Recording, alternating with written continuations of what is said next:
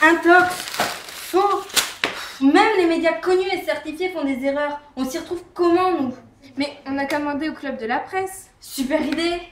Bonjour les journalistes du club de la presse. Existe-t-il des sources complètement fiables?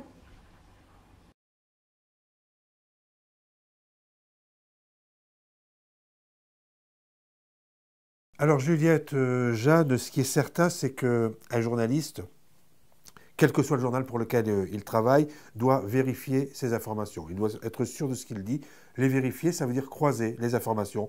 Ça veut dire ne pas prendre ce qu'on lui dit pour argent comptant, toujours douter, toujours aller voir d'autres sources. C'est le meilleur moyen.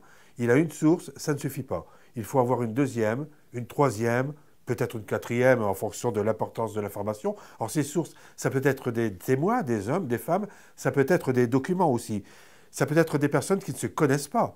Et puis, en croisant toutes ces sources-là, eh bien, le journaliste va bien voir si on converge vers une information qui se tient, c'est-à-dire, dans ces cas-là, il aura très peu de chances de se tromper et d'écrire des choses qui sont fausses.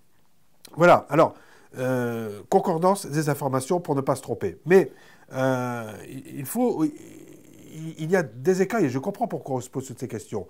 Il faut éviter de relayer des informations qui sont elles-mêmes pas sourcées. Et là, on les trouve énormément sur la toile Internet. Sur Internet, il y a énormément d'informations qui ne sont pas forcément faites par des journalistes, rarement même.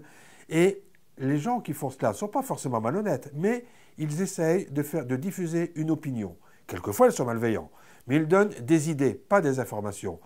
Quelquefois, ils trichent aussi. Et là, ils essayent de manipuler. Si le journaliste les reprend sans vérifier, il va se tromper et il va relayer des informations qui ne seront pas justes, qui seront fausses ou qui seront trop orientées. Il ne fait pas son métier. Donc pareil, il doit aller rechercher des sources. Voilà.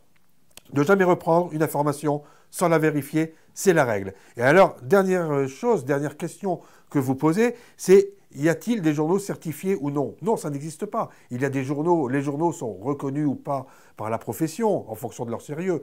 Mais ce qu'il faut retenir, c'est que les journaux, papier ou pas seulement papier d'ailleurs, ce sont des organes de presse, des organes qui servent à diffuser l'information et qui sont faits par des journalistes, c'est-à-dire des professionnels qui travaillent, comme je le disais tout à l'heure.